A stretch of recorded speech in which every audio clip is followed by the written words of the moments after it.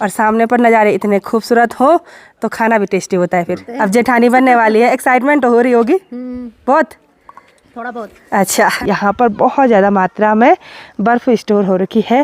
तो चलिए जी, अब मैं आपको लेकर चलती हूँ अपने पॉली हाउस के अंदर। इसमें तो पता नहीं चल पा रहा है कि कौन पत्ता गोभी है, कौन ब्रोकली है। जिस दिन घर का माहौल बहुत ही अस्त व्यस्त रहता है ना, उस दिन कोई ना कोई घर पर आते हैं। प्रणाम आप सभी को, मैं प्रियंका तिवारी आप सभी का स्वागत करती हूँ आपके अपने चैनल तिवारी एंड फैमिली पर। देवभूमि उत्तराखंड के केदार घाटी के खूबसूरत त्रियुगी नारायण गांव से आज मैं अपने ब्लॉग की शुरुआत दिन के लगभग 2 बजे से कर रही हूँ। आज सुबह से मौसम बहुत ही सुहावना सा रहा। इसी के साथ त्रियुगी नारायण गांव और चारों तरफ के खूबसूरत पहाड़ों के नज़ारे रोज की तरह बहुत ही सुंदर दिखाई दे रहे हैं। और सामने बर्फ से ढके हुए ऊंचे ऊंचे पहाड़ इस खूबसूरती में चार चांद लगा रहे हैं। आज सुबह से मौसम इतना सुहावना सा रहा, इतना साफ रहा कि चारों तरफ के नज़ारे एकदम क्रिस्टल क्लियर देखने को मिल रहे हैं। और यहाँ से बिल्कुल सामने चंद्रशिला पीक भी देखने को मिल रही है। वहाँ पर भी बहुत ही भयंकर बर्फबारी हो रखी है, पूरी चोपता तक बर्फबारी यहाँ से दिखाई दे रही है। वहाँ भी बहुत सारे टूरिस्ट आजकल बर्फ़ का आनंद लेने के लिए आते हैं। और इन सेब के पेड़ पर ये जो सैटुली पक्षी बैठी हुई है ना, ये बहुत तेज़ी से आवाज़ कर रहे हैं, पता नहीं क्या बोल रहे हैं। कभी कभी तो ऐसा लगता है जैसे किसी को ज़ोर ज़ोर से चिल्ला रहे होंगे। और यहाँ देखिए इसी पेड़ पर 2 कद्दू भी हैं, एक नीचे की साइड है और एक छोटा सा यहाँ ऊपर की साइड है। बेल तो कब की सूख गई है, लेकिन ये कद्दू बहुत ही अच्छे मतलब सेफ जोन में है। वहाँ पर छोटी छोटी गौरैया पक्षी भी बैठी हुई हैं। एक ही पेड़ पर बहुत सारी पक्षियाँ बैठी हुई हैं। मार्च का महीना है और अभी भी हमारे गांव त्रियुगी नारायण में बहुत ही ज़्यादा ठंडा है। अगर धूप पर भी बैठे रहेंगे ना तो धूप से ज़्यादा ठंडी ठंडी बर्फीली हवा महसूस होती है, क्योंकि सामने पर ही ऊंचे ऊंचे बर्फ़ से ढके हुए पहाड़ हैं। और जब सनसेट होता है ना तो तब बाहर पे रहना मुश्किल हो जाता है, या तो सीधे आग पर बैठ जाओ या तो रजाई के अंदर बैठ जाओ, ऐसा सीन होता है। तो अब एक बार लंच कर लेते हैं। हस्बैंड जी सुबह से अपने काम पर गए हुए थे तो इसलिए आज लंच करने में देरी हो गई। तो यहाँ पर धूप सेकते सेकते हस्बैंड जी और बालेश्वर टेस्टी टेस्टी गर्मा गर्म लंच का आनंद ले रहे हैं। और आज खाना बालेश्वर ने बनाया। कैसा हो रहा? बढ़िया, मस्त। अच्छा, हमेशा ऐसे बोलते हैं मस्त हो रहा। बढ़िया होता है हमेशा। हाँ, और राजमा की दाल बहुत दिनों के बाद है ना। राजमा की दाल, हरी सब्जी, चावल और सामने पर नज़ारे इतने खूबसूरत हो तो खाना भी टेस्टी होता है। फिर बालेश्वर कैसा हो रहा? बढ़िया। वैसे सब्जी मैंने बनाई। और अभी हमारे घर पर मेहमान आए हुए हैं। ये हमारी बेटी लगती है और ये लगते हैं हमारी बहू। इनके देवर जी की शादी है, बिल्कुल सामने पर घर है। हो रही है तैयारियाँ अच्छी तरह से। अच्छा, और आपकी क्या क्या तैयारियाँ हैं? तब अभी देखते हैं। अब जेठानी बनने वाली है, एक्साइटमेंट हो रही होगी बहुत, थोड़ा बहुत। अच्छा चलो। तो यहाँ पर मुझे बुलाने के लिए आ रखे हैं और एक मिठाई का डब्बा ला, ये देखो, बिल्कुल इनविटेशन है ना। हाँ। हमारे यहाँ ऐसे बुलाने के लिए आते हैं। तो खाना खा लो तुम भी। बस अभी खा के आए। अच्छा, ये तो साइलेंट हो गई भाई। क्यों सर मारी? खाना खा ले? हाँ। खा लिया है? उसने भी टेस्टी टेस्टी लंच कर लिया। अच्छा, अब तो भीड़ हो गई होगी घर में, मेहमान आने लग गए? अभी तो नहीं आए। अच्छा, आने वाले। अभी तो घर के ही इकट्ठा हो रहे हैं। हाँ। कोई देश रहते, कोई विदेश में रहते तो है। चलो।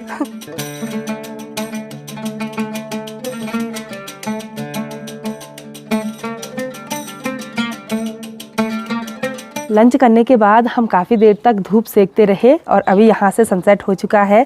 तो अब जाकर काम पर लगे हैं, क्योंकि सनसेट के बाद अगर चुपचाप बैठे रहेंगे ना तो बहुत ही ज़्यादा ठंडा महसूस होता है। तो अभी मैंने एक बड़ी सी देसी कुदाल अपने हाथ पर ले ली है और यहाँ आंगन से खरपतवार उखाड़ रही हूँ। बहुत दिनों के बाद घर पर आ रहे हैं तो आंगन की स्थिति बहुत ही ख़राब हो रखी है। इन पठालियों के बीच में ये जो खरपतवार है ना, इसको शमलू बोलते हैं। इसके अगर एक जड़ भी छूट जाती है ना तो फिर से ये उग जाता है। कुदाल की मदद से इसलिए निकाल रहे हैं क्योंकि ये बहुत ही टाइट हो रखा है। बालेश्वर ने आंगन की सफाई नहीं की, सब काम किया लेकिन ये रह गया। कोई नहीं, इसको हम कर लेंगे आराम आराम से। और इसको उखाड़ने में ना बहुत ही परेशानी होती है भाई, हाथों पर बहुत दर्द होता है। बालेश्वर चाय बना के ला गया है और मैं यहाँ आंगन में घास उखाड़ रही थी। बालेश्वर आज जल्दी आ गया नहीं? नए वाले घर से। आंगन साफ क्यों नहीं किया इस बार? लगा। अच्छा, इस बार बालेश्वर नीचे घर में बिजी था। चलो कोई बात नहीं, अब हम करते हैं भाई। तो एक बार हाथ धो लेते हैं। गुड़ वाली चाय लेकर आया है। Thank you Bali. वेलकम तो बोल। वेलकम। ओह। मैंने यहाँ आंगन से सारी खरपतवार भी उखाड़ दी और अब इससे मिट्टी थोड़ा सा सूख जाएगी, उसके बाद हम झाड़ू लगाएंगे। और अभी हाथ बिल्कुल ठंडे हो गए हैं, तो अब मैं चलती हूँ पॉली हाउस के अंदर। अगर चुपचाप बैठे रहेंगे तो ज़्यादा ठंडा महसूस होता है, और पॉली हाउस के अंदर अभी शाम के टाइम पर बिल्कुल गर्मी बनी रहती है।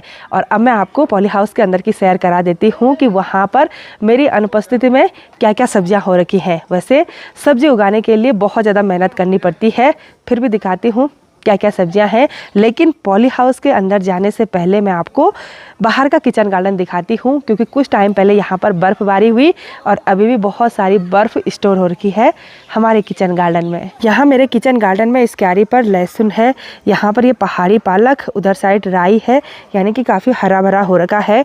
हरी पत्तेदार सब्जियाँ हैं।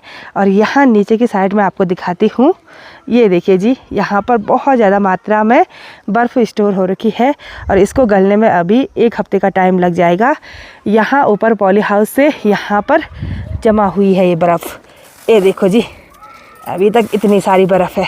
हमारे गांव में बहुत ज़्यादा बर्फ़बारी हुई थी और सारी जगह से बर्फ़ गल चुकी है, लेकिन यहाँ पर अभी बहुत ज़्यादा मात्रा में बर्फ़ स्टोर हो रखी है।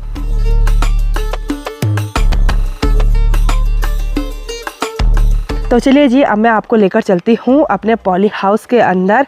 और यहाँ पर एक छोटी सी क्यारी है, इसमें ये पहाड़ी पालक काफ़ी अच्छा हो रखा है।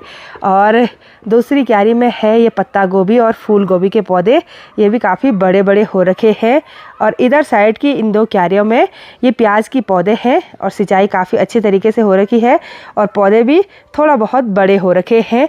उधर सबसे किनारे वाली क्यारी में थोड़ा बहुत धनिया के पौधे हैं और एक क्यारी में ये राई फूल गई है, अब बीज के काम आएगी। और इस वाली क्यारी में कुछ भी नहीं बोया था, तो यहाँ पर कुछ भी नहीं है, सिर्फ गोबर स्टोर करके रखा हुआ है। और हस्बैंड जी ऑलरेडी आ गए हैं यहाँ पॉली हाउस के अंदर गर्म होने के लिए।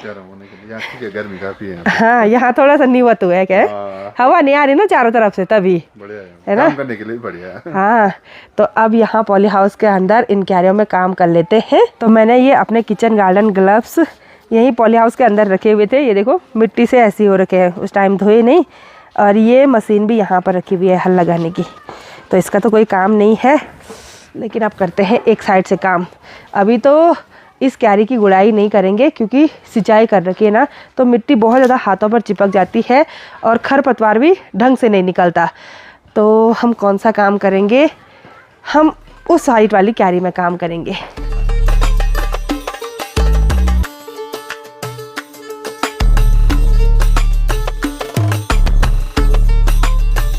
इस छोटी सी क्यारी में ये कुछ ही पौधे मुझे धनिया के दिखाई दे रहे हैं। इसके बीच आज से ज़्यादा खरपतवार था, तो वो मैंने उखाड़ दिया।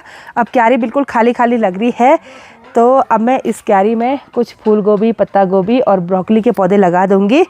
कहाँ से लगाऊंगी वो भी मैं आपको दिखाती हूँ। छोटे छोटे पौधे लाने के लिए मुझे यहाँ बाहर के किचन गार्डन में जाना होगा, जहाँ पर ये लहसुन की क्यारी है उसी के किनारे पर मैंने कुछ टाइम पहले ये पत्ता गोभी, ब्रोकली और फूल गोभी के बीज बोए थे।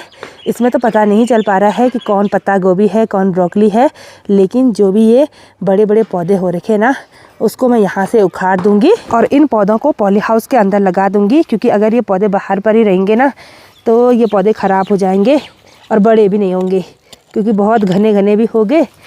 तो ऐसे बड़े बड़े पौधे ही निकालूंगी, छोटे छोटे वाले पौधे नहीं निकालूंगी। अभी हमारे घर पर कुछ भाईजी लोग आए हुए हैं, जो कि थराली से हैं, भाईजी श्रीनगर से हैं। और बर्फ़ से खेल लो भाईजी। आपके यहाँ भी पड़ती है बर्फ़? हाँ जी, गिट्टी हमारे वहाँ भी। अच्छा, मैंने आपकी वीडियो में भी देखी थी बर्फ़ तो। हाँ, बहुत बहुत धन्यवाद आपका वीडियो देखने के लिए भी। हाँ, बचा रखी है आप लोगों के लिए, तभी तो बचा के रखी हुई है, स्टोर करके रखी हुई है। तो बहुत बहुत धन्यवाद, बहुत अच्छा लगा आप लोगों से मिलकर। और एक बार फिर से आप जरूर आना हमारे गाँव में, आपका स्वागत है। कैसा लगा आपको हमारा गांव? बढ़िया है। आएंगे आप, बहुत सबसे अच्छा लगा कि आपने हमारे लिए भी टाइम निकाला, हमसे मिले, अपने ब्लॉग में मिले, इसके लिए हम बहुत बहुत धन्यवाद आपका। धन्यवाद आपका है भाई जी।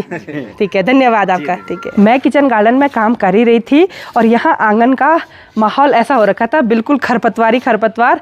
और आज भाईजी लोग मिलने के लिए आए। जिस दिन घर का माहौल बहुत ही अस्त व्यस्त रहता है ना, उस दिन कोई ना कोई घर पर आते हैं। चलो कोई नहीं, उन लोगों का प्यार और आशीर्वाद है मेरे लिए, तो बहुत बहुत धन्यवाद। जितने लोग भी मुझे मिलते हैं, जितने लोग नहीं भी मिल पाते हैं, उन सभी लोगों का दिल से बहुत बहुत धन्यवाद। आप सभी लोगों के प्यार और सपोर्ट की वजह से आज मैं आप सभी लोगों से जुड़ पाई हूँ। तो फिर से चलते हैं किचन गार्डन में काम करने के लिए। एक मुट्ठी पौधे निकालने के बाद अब इनको क्यारियों में लगाते हैं और मुझे लग रहा है ये मिक्स पौधे हैं, ब्रोकली, फूल गोभी और पत्ता गोभी के। छोटे में तो पता नहीं चलता है, लेकिन जब बड़े होंगे तब पता चल जाएगा।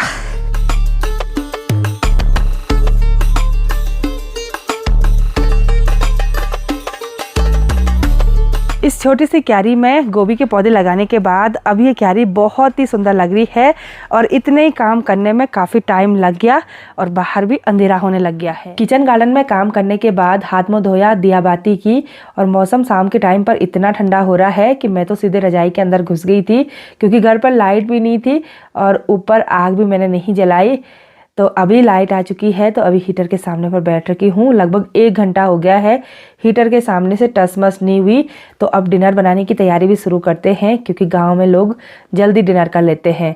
हम जब तक डिनर बनाते हैं ना, तब तक सारे गांव वाले सो जाते हैं। तो आज की इस वीडियो को यहीं पर एंड करते हैं। आई होप आपको वीडियो पसंद आई होगी। वीडियो पसंद आए उसको लाइक कीजिए, कमेंट कीजिए और अपने दोस्तों के साथ शेयर कीजिए। मैं प्रियंका तिवारी मिलती हूँ आपको अपनी अगली नई वीडियो में। तब तक के लिए जय देवभूमि उत्तराखंड।